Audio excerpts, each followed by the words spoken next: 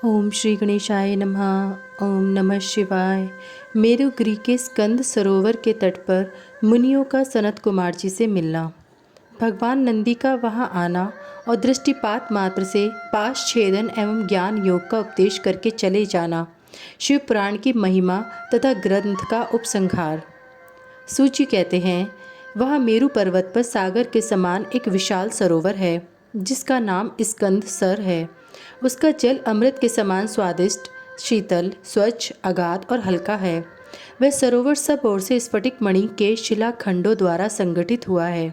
उसके चारों ओर सभी ऋतुओं में खिलने वाले फूलों से भरे हुए वृक्ष उसे आच्छादित किए रहते हैं।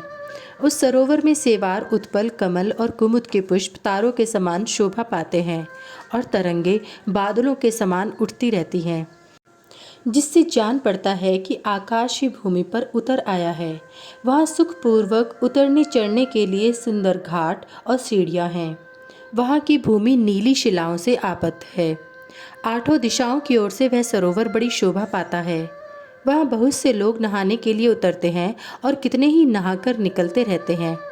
स्नान करके श्वेत यज्ञोपवीत और उज्ज्वल कौपीन धारण किए, वलकल पहने, सिर पर जटा अथवा शिखा रखाए या मूंड मुंडाए, ललाट में त्रिपुंड लगाए, वैराग्य से विमल एवं मुस्कुराते मुख वाले बहुत से मुनि कुमार घड़ों में, कमलिनी के पत्तों के दानों में, सुंदर कलशों में, कमंडलुओं में तथा वैसे ही करकों, करवों आदि में अपने लिए, दूसरों के लिए, विशेषतः देव पूजा के लिए वहाँ से नित्य जल और फूल ले जाते हैं।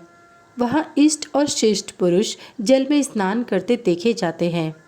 उस सरोवर के किनारे की शिलाओं पर तिल, अक्षत, फूल और छोड़े हुए पवित्र दृष्टि गोचर होते हैं। वहाँ स्थान स्थान पर अनेक प्रकार की पुष्प बलि आदि दी जाती है। कुछ लोग सूर्य को अर्घ्य देते हैं और कुछ लोग वेदी पर बैठकर पूजन आदि करते हैं। उस सरोवर के उत्तम तट पर एक कल्प वृक्ष के नीचे हीरे की शिला से बनी हुई वेदी पर कोमल मृग चम बिछाकर सदा बाल रूपधारी सनत कुमार जी बैठे थे। वे अपनी अविचल समाधि से उसी समय उपरत हुए थे। उस समय बहुत से ऋषि मुनि उनकी सेवा में बैठे थे और योगीश्वर भी उनकी पूजा करते थे। नैमिषारण्य के मुनियों ने वहां सनत कुमार जी का दर्शन किया, उनके चरणों में मस्तक झुकाया और उनके पास बैठ गए। सनत कुमार जी के पूछने पर उन ऋषियों ने उनसे ज्यों ही अपने आगमन का कारण बताना आरंभ किया, त्यों ही आकाश में दुदुम्बियों का तुमुल नाद सुनाई दिया। उसी समय सूर्य के समान तेजस्वी एक विमान दृष्टिगोचर हुआ, जो असंख्य गणेश्वरों द्वारा चारों ओर से घिरा हुआ था। उसमें अप्सराएं तथा रुद्र कन्याएं भी थीं। वहाँ मृदंग, ढोल और वीणा की ध्वनि गूंज रही थी। उस विमान में विचित्र रत्न जड़ित चंदोवा तना था और मोतियों की लड़ियां उसकी शोभा बढ़ा रही थीं। बहुत से मुनि, सिद्ध, गंधर्व, यक्ष, चारण और किन्नर नाचते गाते और बाजे बजाते हुए उस विमान को सब ओर से घेरकर चल रहे थे।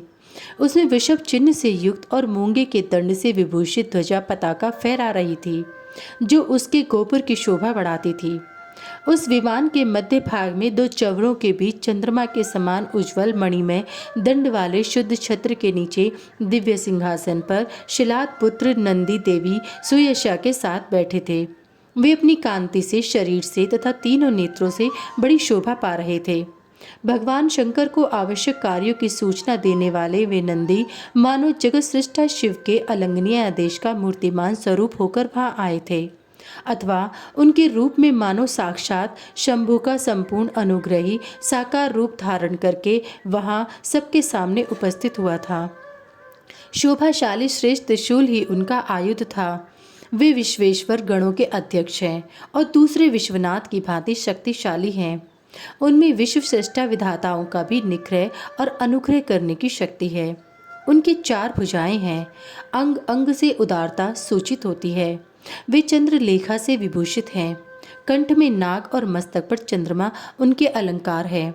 वे साकार ऐश्वर्य और सक्रिय सामर्थ्य के स्वरूप से जान पड़ते हैं। उन्हें देखकर ऋषियों सहित ब्रह्मपुत्र सनत कुमार का मुख प्रसन्नता से खिल उठा। वे दोनों हाथ जोड़कर उठे और उन्हें आत्मसमर्पण सा करते हुए खड़े हो गए।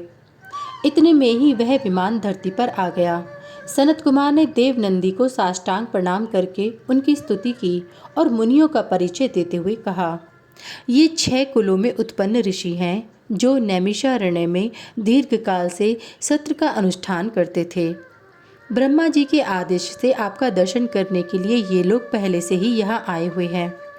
ब्रह्मपुत्र सनत कुमार का यह कथन सुनकर नंदी ने दृष्टिपात्र मात्र से उन सबके पाशों को तत्काल काट डाला और ईश्वरीय शैव धर्म एवं ज्ञान योग का उपदेश देकर वे फिर महादेव जी के पास चले गए। सनत कुमार ने वह समस्त ज्ञान साक्षात मेरे गुरु व्यास को दिया और पूजनीय व्यास जी ने मुझे संक्षेप से वह सब कुछ बताया। त्रिपुरारी शिव के इस पुराण रत्न का उपदेश वेद के न जानने वाले लोगों को नहीं देना चाहिए। जो भक्त और शिष्य न हो उसको तथा नास्तिकों को भी इसका उपदेश नहीं देना चाहिए। यदि मोहवश इन अनाधिकारियों को इसका उपदेश दिया गया तो यह नरक प्रदान करता है। जिन लोगों ने सेवानुगत मार्ग से इस पुराण का उपदेश दिया, लिया, पढ़ा अथवा सुना है, उनको यह सुख तथा धर्म आदि त्रिवर्ग प्रदान करता है और अंत में निश्चय ही मोक्ष देता है। इस पौराणिक मार्ग के संबंध से आप लोगों ने और मैंने एक दूसरे का उपकार किया है, अतः मैं सफल मनोरथ होकर जा रहा हूँ। हम लोगों का सदा सब प्रकार से मंगल ही हो। सूची के आशीर्वाद देकर चले जाने और प्रयाग में उस महायज्ञ के पूर्ण हो जाने पर वे सदाचारी मुनि विषय कलुषित कलिकाल के आने से काशी के आसपास निवास करने लगे। तदंतर पशुपास से छूटने की इच्छा से उन सब ने पूर्णतः पाशुपत व्रत का अनुष्ठान किया और संपूर्ण बोध एवं समाधि पर अधिकार करके वे अनेक महर्षि परमानंद को प्राप्त हो गए। व्यास जी कहते हैं, यह शिव पुराण पूरा हुआ। इस हितकर पुराण को बड़े आदर एवं प्रयत्न से पढ़ना तथा सुनना चाहिए। नास्तिक, श्रद्धाहीन, शठ, महेश्वर के प्रति भक्ति से रहित तथा धर्मध्वजी पाखंडी को इसका उपदेश नहीं देना चाहिए। इसका एक बार श्रवण करने से ही सारा पाप भस्म हो जाता है। भक्तिहीन भक्ति पाता है और भक्त भक्ति की समृद्धि का भागी होता है। दोबारा श्रवण करने पर उत्तम भक्ति और तीसरी बार सुनने पर मुक्ति सुलभ हो जाती है। इसलिए मुमुक्षु पुरुषों को बारंबार इसका श्रवण करना चाहिए। किसी भी उत्तम फल को पाने के लिए शुद्ध बुद्धि से इस पुराण की 5 आवृत्ति करनी चाहिए। ऐसा करने से मनुष्य उस फल को प्राप्त कर लेता है, इसमें संशय नहीं है। प्राचीन काल के राजाओं, ब्राह्मणों तथा श्रेष्ठ वैश्यों ने इसकी 7 आवृत्ति करके शिव का साक्षात दर्शन प्राप्त किया है।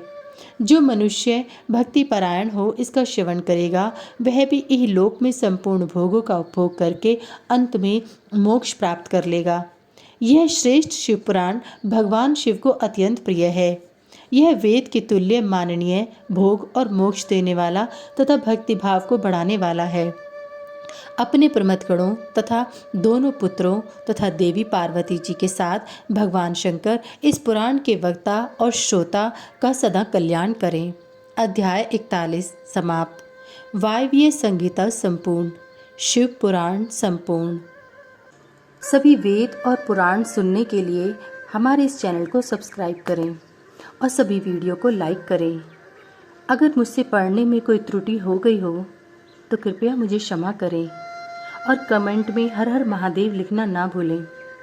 भगवान भोलेनाथ की कृपा आप सब पर सदैव बनी रहे। हर हर महादेव। जय भोलेनाथ।